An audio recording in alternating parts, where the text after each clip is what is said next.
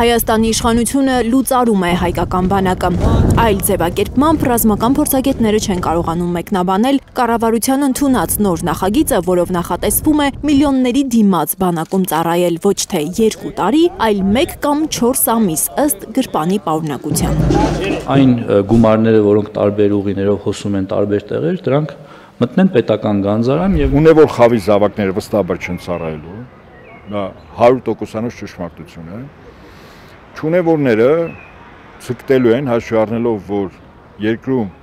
հայնիկի պաշտպանությունը դարձել է այլևս երկրորդական եւ որտեղ հաց այնտեղ կաց կամ այստեղ հաց այստեղ կաց, մարդիկ ցանկություն չեն ունի, որ այն զավակները ծառայեն, նույնիսկ չունևոր խավը։ Մի տարբերությամբ ունևորները հեշտությամբ կազատեն իրենց երեխաներին ծառայությունից, չունևորները վարկերի ու պարտքերի տակ ընկնելով, համոզված է Նահապետյանը։ Կառավարության առաջարկով ընդամենը 1 ամիս ծառայել ցանկացողները պետք է վճարեն 24 միլիոն դրամ, 4 ամսվա դեպքում 18 միլիոն դրամ։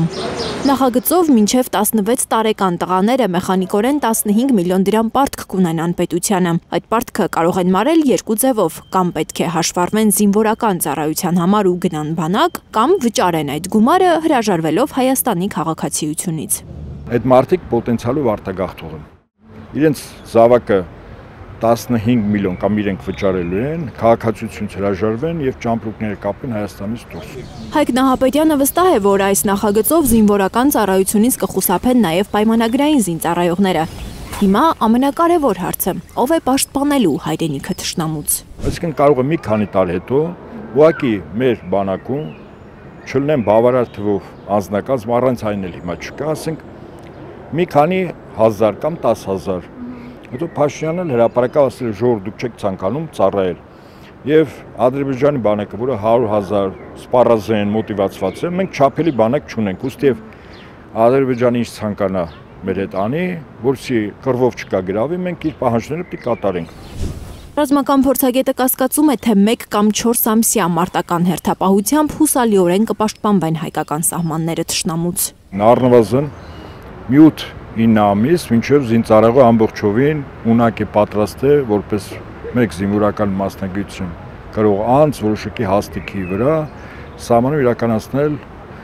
արդյունավետ եւ հակառակորդի կողմից քիչ հավանական խոցվող ծառայություն։ Հնարավոր է, որ այս նախագիծը Հայաստանն ապառազմականացնելու Ալիևի նախապայմանի իրագործումը լինի։ Դա այդպես էլ կա։ Բանակ չլինել կամ լուծարել բանակը, դա Փաշինյանի ցանկությունը կամ մտքի արգասիքը չի։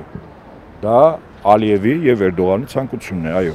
Նահապետյանը չի հիշում որևէ այլ պետություն, որի սահմանները գրեթե ամեն օր ցնցվեն հակառակորդի սադրանքներից եւ այդ պետության գլուխը որոշի բանակի ծառայությունից քաղաքացիներին միլիոնների դիմաց ազատել։